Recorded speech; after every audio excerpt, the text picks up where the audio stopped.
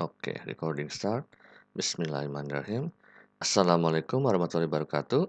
Perkenalkan, nama saya Rizky Aditya Surya Pratama atau biasa disingkat SP, SSIMT, di mana untuk video kali ini yaitu untuk mata kuliah Dasar-Dasar Kimia Hayati yang biasa disingkat DDKH.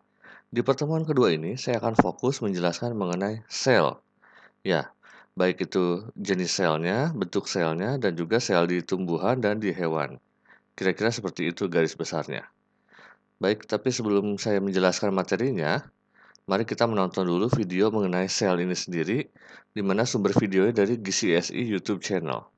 Oke, mari kita tonton dulu saja. In today's video, we're going to take a look at cells, and specifically the differences between those of animals, plants, and bacteria.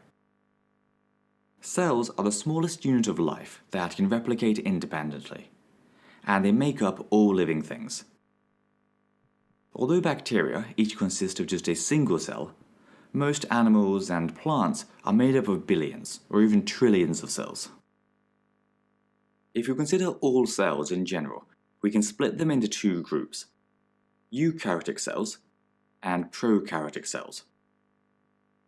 Eukaryotic cells are complex and include animal, plant, fungi, and protist cells, with all of these organisms being known as eukaryotes.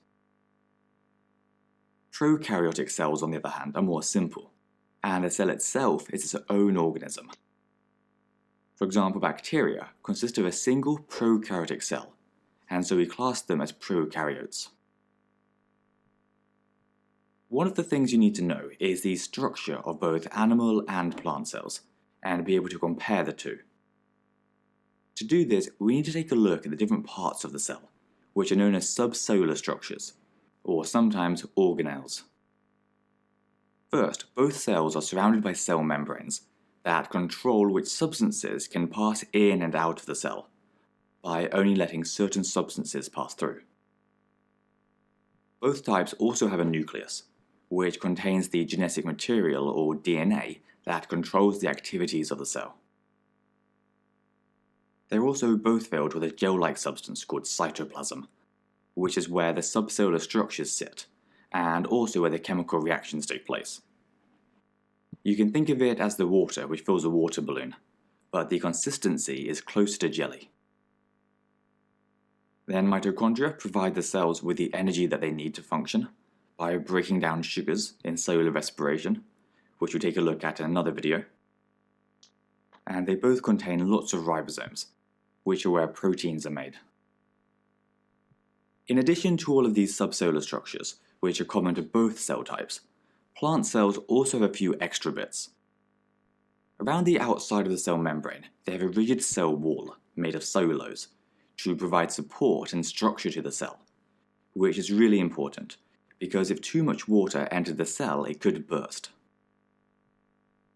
A lot of the cell is often taken up with a permanent vacuole that contains cell sap, which is basically a sugary solution made of the sugars and salts that the plant needs. And finally, they also have chloroplasts, which are where photosynthesis happens. We cover it properly in another video, but basically it's the process by which plants use energy from the sun to make sugars. And to help with this, they contain a green substance called chlorophyll, which absorbs the light needed for photosynthesis. And it's this substance that makes plants green. Now remember that animals and plants are actually made up of millions, billions, or even trillions of these cells. And although the structures we've looked at here are a good starting point, there is actually a lot of variation among cells, and different types can look very different. The last thing we need to look at are bacterial cells.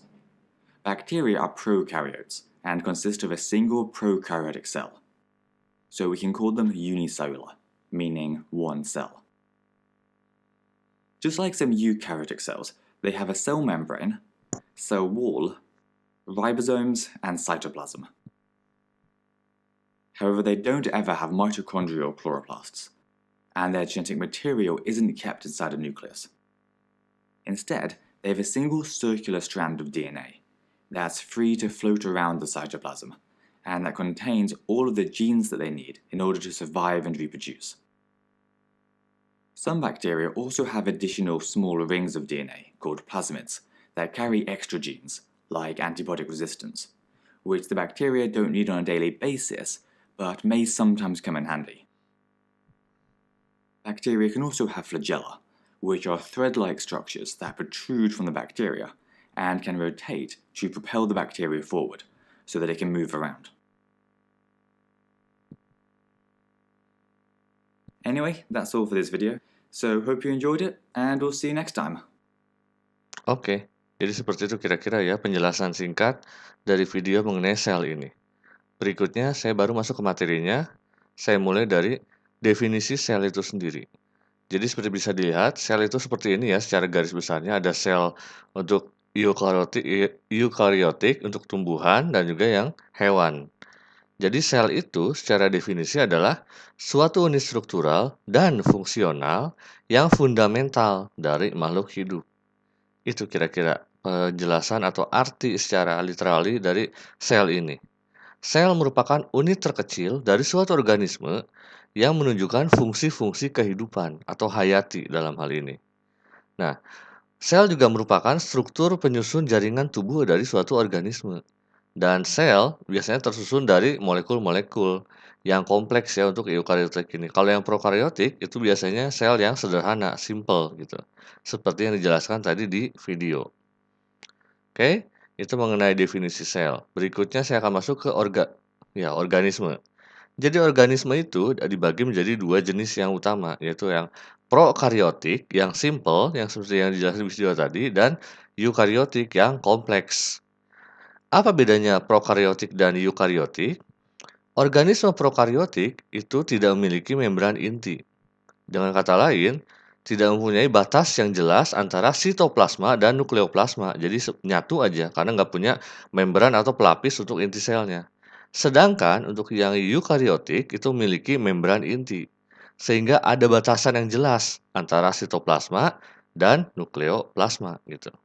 Oke, supaya lebih jelas mungkin bisa dilihat gambarnya. Nah ini, kalau yang prokariotik itu ya simple seperti ini.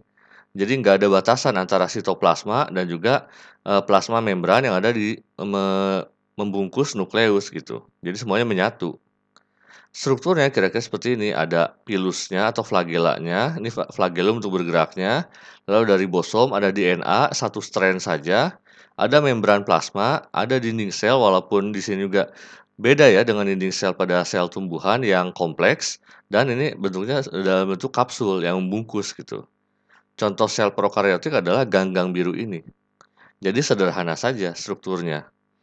Hanya membutuhkan ya satu strand DNA yang diperlukan untuk bertahan hidup dan juga bereproduksi. Sedangkan untuk yang sel eukariotik bisa dilihat lebih kompleks di sini ya, baik itu untuk contohnya yang kiri ini untuk sel tumbuhan dan yang kanan untuk sel hewan. Jadi ada batas membran selnya untuk membatasi masing-masing bagian atau masing-masing inti dalam sel ini. Dan juga ada nukleusnya yang juga memiliki peran dan fungsinya masing-masing gitu. Dan bedanya mungkin antara sel tumbuhan dan sel hewan seperti yang dijelaskan tadi, sel tumbuhan itu ada dinding selnya. Oke. Ada kloroplasnya, ada vakuolonya dan ada kloroplas untuk melakukan ini kloroplas ini untuk melakukan fotosintesis. Itu bedanya dengan sel hewan. Oke. Tapi sel hewan lebih banyak juga bagian-bagiannya yang mempunyai peranan masing-masing yang akan saya jelaskan juga di materi kali ini. Nah, apa bedanya prokariotik dan eukariotik? Secara garis besar kan sudah jelaskan di video, tapi secara detail bisa dilihat di tabel ini bahwa kalau prokariotik itu small cells atau ukurannya kecil, kurang dari 5 mm. Kalau yang eukariotik itu lebih besar selnya, lebih besar dari 10 mm gitu. Lalu biasanya bentuknya adalah uniselular, sedangkan yang eukariotik itu biasanya multiselular atau lebih kompleks gitu kan. Lalu tidak ada nukleus atau tidak ada organel yang terikat pada membran atau terikat pada membrannya. Tapi kalau eukariotik itu pasti ada nukleusnya dan juga organel-organel yang terikat kepada membran.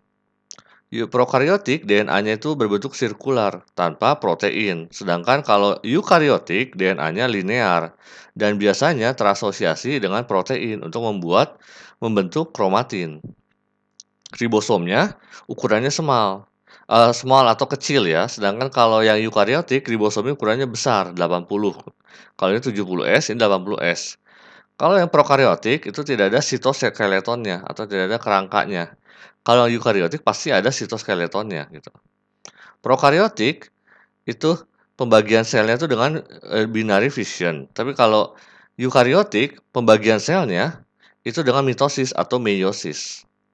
Lalu terakhir, untuk sel prokariotik reproduksinya itu pasti aseksual. Sedangkan kalau eukariotik bisa aseksual, bisa seksual. Oke? Itu kira-kira perbedaan secara lebih detailnya antara prokariotik dan eukariotik sel. Oke, saya lanjut.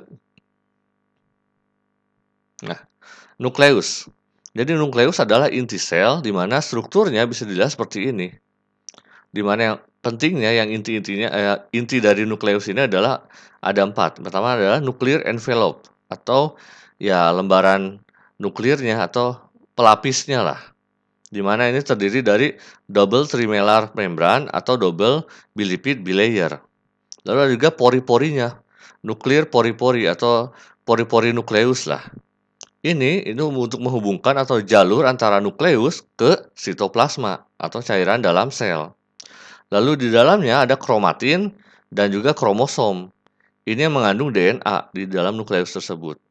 Dan terakhir ada inti dari nukleus, inti dari inti sel, yaitu adalah nukleolus yang mengandung DNA dan RNA. Jadi kira-kira seperti itu untuk susunan atau struktur dari nukleus di dalam sel itu sendiri. Berikutnya adalah, kelewat, mitokondria. Jadi mitokondria seperti yang dijelaskan dalam video tadi adalah suatu organel yang menghasilkan energi. Di mana strukturnya seperti ini ya, tabung seperti ini, di mana ada membran luarnya, outer membran, lalu ada membran dalamnya, intermembrane space, inner membrane, di mana ini terbentuk dari krista mitokondrialis. Oke, intermembran ini. Lalu ada ruang bagian dalam ini, matriks-matriks ini merupakan matriks mitokondria yang di dalamnya ada DNA dan ribosom mitokondria dan juga ada RNA. Apakah itu terdiri dari rRNA, mRNA, dan tRNA. Yang akan dijelaskan lebih detail lagi nanti di bagian berikutnya. Next adalah ribosom. Jadi ribosom strukturnya adalah seperti ini, itu terbagi menjadi 2 struktur atau subunit. Ada subunit kecil dan ada subunit besar. Gabungan 2 subunit inilah yang akan membentuk ribosom. Oke. Subunit kecil itu terdiri dari RNA dan juga protein. Dan sifatnya adalah basofilik atau suka terhadap kondisi basa. Tujuan utamanya atau fungsi utama dari ribosom ini adalah mengubah asam amino menjadi polipeptida atau dengan kata lain pembentukan protein. Jadi asam amino dibentuk atau diubah, direaksikan menjadi protein. Itu ada di mana? Di ribosom ini. Oke. Next adalah RE atau retikulum endoplasma. Seperti ini kira-kira bentuknya ya. Yang biru muda ini ada dibagi dua, ada RE kasar atau rough endoplasmic reticulum yang ditempeli oleh ribosom-ribosom yang ada bintik-bintik warna kuning ini. Dan ini berhubungan langsung dengan nuclear envelope dalam nukleus gitu ya. Dan utamanya RE kasar ini dalam sintesis protein karena ada ribosomnya yang merupakan ini tadi untuk mengubah asam amino menjadi polipeptida atau protein. Dan ada juga RE halus atau smooth endoplasmic reticulum.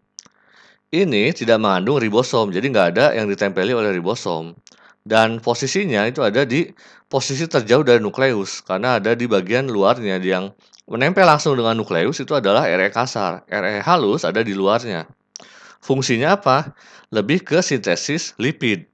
Jadi kalau RE kasar fokusnya ke sintesis protein, kalau RE halus lebih ke sintesis lipid, apakah itu lemak, fosfolipid, dan juga steroid. Dan juga untuk sintesis hormon dalam tubuh. Oke? Jadi masing-masing RE, baik yang kasar maupun yang halus itu memiliki fungsinya masing-masing. Next adalah ini yang terakhir yaitu lisosom. Yang Posisinya juga ada di dekat nukleus, di mana ini merupakan bentukan berselaput yang akan menghasilkan asam hidrolase. Asam hidrolase ini akan menghasilkan enzim litik yang berguna atau berfungsi sebagai pencernaan intrasitoplasmik, pencernaan di dalam sitoplasma. Di dalam lisosom itu terdapat lisosom ini terdapat pada sel fagositik atau ada dalam makrofag dan leukosit. Dan juga terdapat dua bentuk, ada lisosom primer dan juga lisosom sekunder. Itu kira-kira yang utamanya dalam sel yang ada terutama di eukariotik dan ada di dalam hewan terutama yang saya jelaskan ini. Kalau yang di tumbuhan tadi sudah jelaskan cukup jelas di videonya ya, mulai dari strukturnya ada dinding selnya, ada kloroplasnya, ada vakuolanya, dan lain-lainnya. Oke, itu saja mungkin sekilas yang bisa saya jelaskan untuk materi sel ini. Terima kasih banyak.